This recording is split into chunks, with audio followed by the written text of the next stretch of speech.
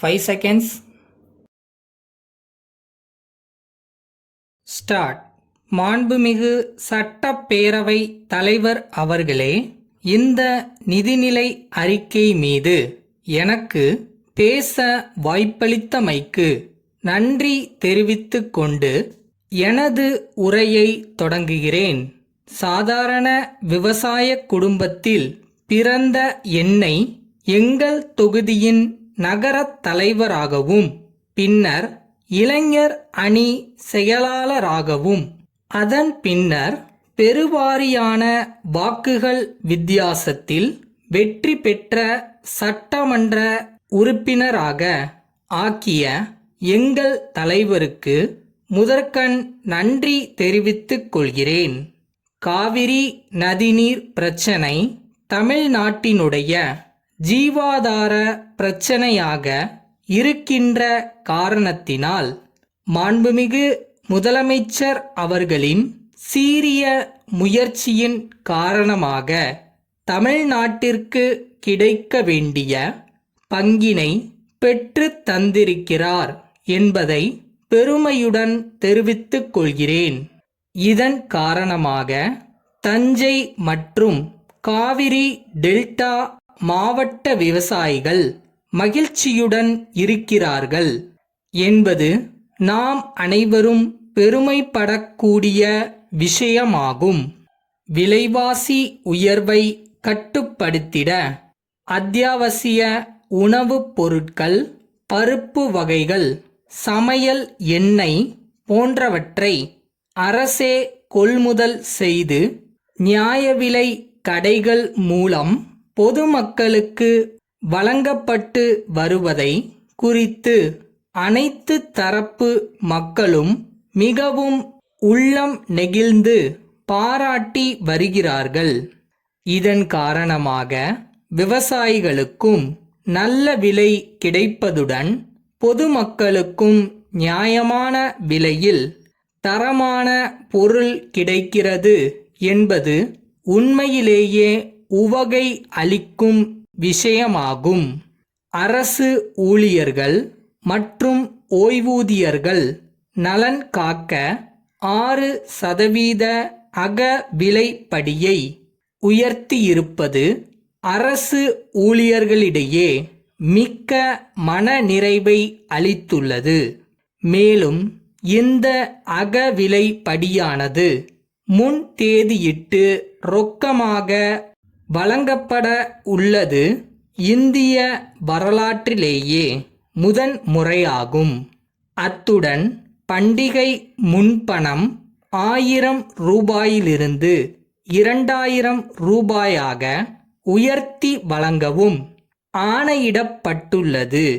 இது அரசு ஊழியர்களுக்கு அவர்கள் பட்ட இன்னல்களுக்கு, காயங்களுக்கு மருந்தாக அமையும் என்பது நிச்சயம். தமிழுக்காக நூல் எழுதியவர்களுக்கும் அவர்களுடைய சந்ததிகளுக்கும் இந்த அரசு வழங்கும் சலுகை பாராட்டத்தக்கதாகும். இந்த நேரத்தில் தமிழை சிறப்பித்த கம்பர் பிறந்த ஊரில் உள்ள அரசு உயர்நிலைப் பள்ளியை மேல்நிலை பள்ளியாக மாற்ற அரசு உத்தரவிட வேண்டுமென்று மாண்புமிகு முதலமைச்சர் அவர்களை கேட்டுக்கொள்கிறேன். பாதாள சாக்கடை திட்டம் ஒவ்வொரு பெரிய நகரத்திலும் தற்போது நடைமுறைப்படுத்தப்பட்டு வருகிறது. இந்த திட்டத்தினால் பொதுமக்களுக்கு மிகுந்த நன்மை ஏற்படும் என்பதால் இந்த திட்டத்தை எனது தொகுதியில் உள்ள பெரிய நகரங்களுக்கு முதலில் அறிமுகம் செய்து பின்னர் படிப்படியாக மற்ற நகரங்களுக்கும் விஸ்தரிக்க வேண்டுமென்று கேட்டுக்கொள்கிறேன். இதனால் தமிழகத்தில் சுகாதாரம் மேம்பாடு அடையும் என்பதையும் அதன் மூலம் நாட்டிற்கே முன்னுதாரணமாக விளங்க முடியும் என்பதையும் தெரிவித்துக் கொள்கிறேன். தமிழகத்தின் வளர்ச்சிக்கு அர்ப்பணித்துக் கொண்டுள்ள மாண்புமிகு முதல்வர் அவர்களுக்கு நன்றி.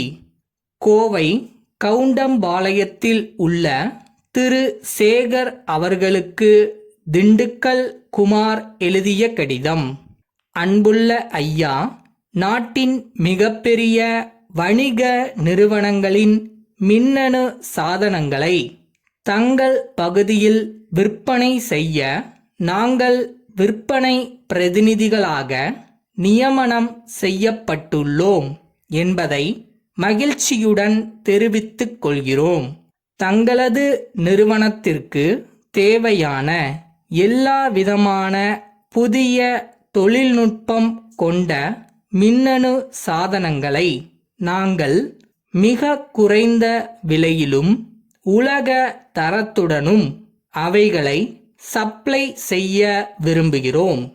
தங்களது கோவை வணிக வளாக கிளை மேலாளர் திரு பாலன் எங்களை சந்தித்து தேவையான விபரங்களை பெற்றுச் சென்றுள்ளார். அவர் தங்களது நிறுவன மற்ற அதிகாரிகளை சந்தித்து விபரங்களை தெரிவிப்பார் என்று நம்புகிறோம். கோவையில் உள்ள பல முன்னணி நிறுவனங்களுக்கு நாங்கள் மின்னணு சாதனங்களை அளித்துள்ளோம். அவர்கள் அனைவரும் எங்களது பொருட்களின் தரத்தையும் மேன்மையையும் புகழ்ந்து மற்றவர்களுக்கும் சிபாரிசு செய்து வருகிறார்கள். எனவே தங்களது தேவைக்கு எங்களை தொடர்பு கொள்ளுமாறு கேட்டுக்கொள்கிறோம். தங்களது விபரமான கடிதத்தை விரைவில் எதிர்பார்க்கிறோம். தங்கள் நம்பிக்கையுள்ள தங்கம் அலுவலக மேலாளர்.